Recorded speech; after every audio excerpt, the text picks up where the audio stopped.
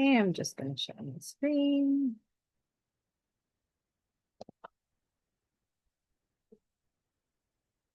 Welcome, and thank you for being here today. Thank you to Charity, Anna, and Isla for fabulous presentations before me and also for breaking the ice. My name is Erica Foster, and today I'm excited to present my honors thesis project titled Co-Teaching, Professional Development, a Catalyst for Success. This project combines my lived classroom experience, academic research, and professional aspirations to address a very real and urgent issue in today's public schools. Let's start with a little bit about me. I'm currently scheduled to graduate with my bachelor's degree in educational studies from Mary Lou Fulton Teaching College and Barrett the Honors College at Arizona State University in December of 2026. I work as an instructional aide in a co-taught special education classroom at Torrance Unified School District, and my goal is to become a credentialed high school math teacher. I chose this photo of me tubing on our most recent trip to Kern because it was awesome. Today, every day, I witness how co-teaching has the potential to transform instruction and how often it fails to meet that mark. When I started working in TUSD, I noticed that many co-teaching classrooms fell into a specific pattern. One teacher teaches and the other quietly circulates and assists students. This model, also known as the one teach, one assist model, while it can be useful, is not what co-teaching is meant to be. None of the other models I'll get into later in the presentation were utilized. There was little collaboration, minimal differentiation, and a lot of frustration. I started asking questions like, if co-teaching is supposed to help create inclusive classrooms, then why does it so often fall short? The more I researched, the clearer it became. The problem wasn't co-teaching. It was how it was being implemented, or rather the fact that it kind of wasn't being implemented at all. Co-teaching is defined by Lynn Cook and Marilyn Friend in multiple publications as two or more certified educators collaboratively delivering instruction to a diverse group of students within a shared classroom environment, involving shared instructional responsibilities, mutual ownership, and joint accountability. Together, these experts have identified 6 co-teaching models that I will share later in the presentation. To understand why co-teaching became popular in the first place, it's important to know a little of the history. The Individuals with Disabilities Act, which was reauthorized in 2004, emphasized access to general education for students with disabilities, which included placing them in the least restrictive environment. The Every Student Succeeds Act of 2015 reinforced this by prioritizing high-quality instruction, challenging academic standards, and effective supports for students with disabilities. Co-teaching became the quick solution to meet the least restrictive environment requirements while providing the necessary support to special education students in rigorous academic programs. This was the most feasible option, at least on paper. It was the easiest, cheapest, and fastest way to achieve compliance. Districts could technically check the box by placing a special education teacher in an already existing general education classroom.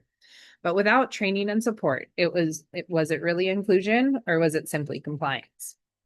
In TUSD and many districts, it would appear it was the latter, a performative compliance rather than effective implementation of co-teaching to create rigorous, inclusive environments. Teachers are assigned co-teaching with little to no training. Most secondary education teachers get a bachelor's degree in some sort of math, history, English, or even a liberal arts degree. To become a teacher, you need to obtain your credentials, which means that you have to attend and pass a approved teacher preparation course for your state. Training and co-teaching is not typically part of the credentialing program for teachers. Since they're not taught the models, they don't have time to plan together, and no one tells them how to divide the roles, it's fairly easy to understand how we get the resulting misused models, ineffective instruction, and increased burnout. Based on my research and experience, effective co-teaching requires training. Educators need to understand each of the models and how to use them. They need collaborative planning time. It's not always realistic to have it worked into their schedules, so I cover some possible workarounds in my professional development course. They need clearly defined roles, meaning both teachers should share equal responsibility and recognition in the classroom. One teacher should never be solely relegated to the role of assistant in the classroom. You need support from administrators and, most importantly, practice. This isn't just theory, it has to be lived out in the classroom. Here's a clip from the Texas Education Service Center, Region 13, with a testimonial of how co-teaching can have a positive impact on the environment of the classrooms I work in for the students in both special education and general education. It doesn't feel like they're in a classroom. It feels like they're socializing and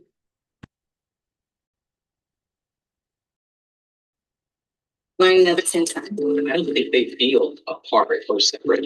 And you haven't seen a classroom where that happens, but every class I had previously when we were co-teaching, that happened.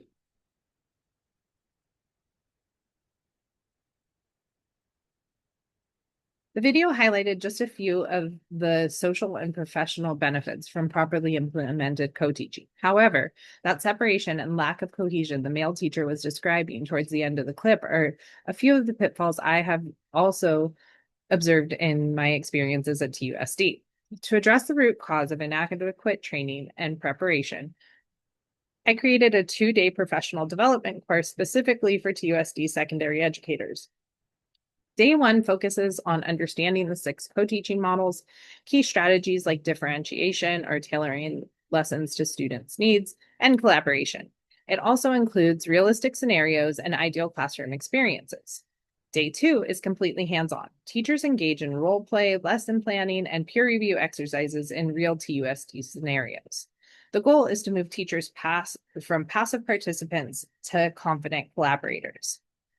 On your screen is a QR code that contains a link to a quick reference guide, sample seating charts, a sample lesson plan, and a citation list. Because we're short on time and there's a lot to cover, I created a set of handouts to expand the presentation for those of you that would like additional information and resources on co-teaching.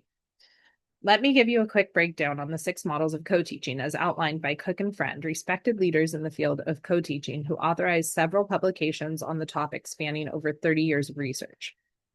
If you access the QR code, there's a quick reference guide that includes recommended situations and frequency, as well as how much planning each model should take. First, we have the one teach, one observe. Just like it sounds, in this model, one teacher handles the primary instruction to the whole class, while the second teacher collects data.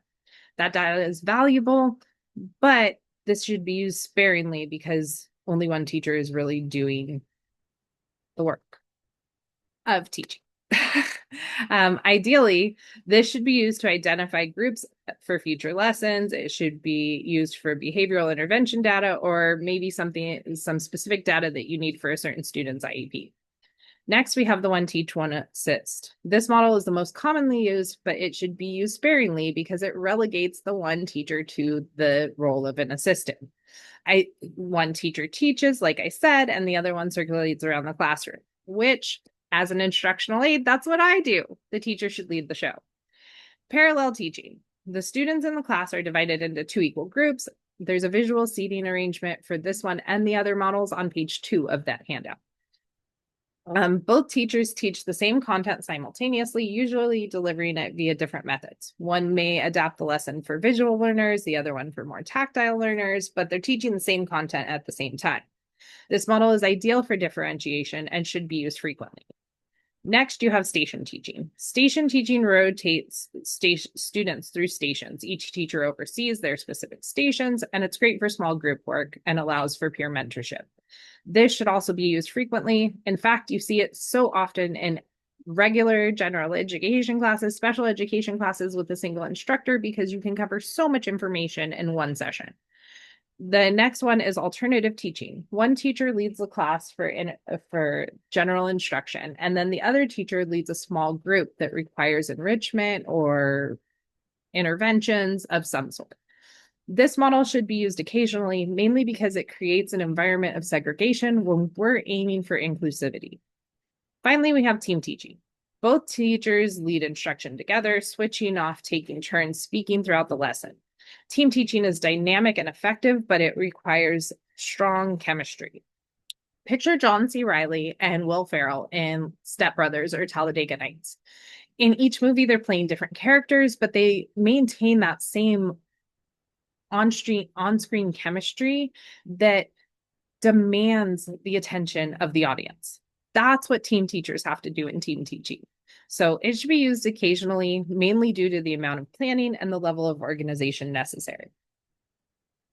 My hope is that this course will lay the foundation for change, not just in policy, but in practice. I want teachers to have to leave this training informed and empowered. When co-teaching works, everyone wins. The students, the administration, the staff, the community. This project is just a starting point, and I'm committed to continuing this work with the dedication it will require to achieve real change.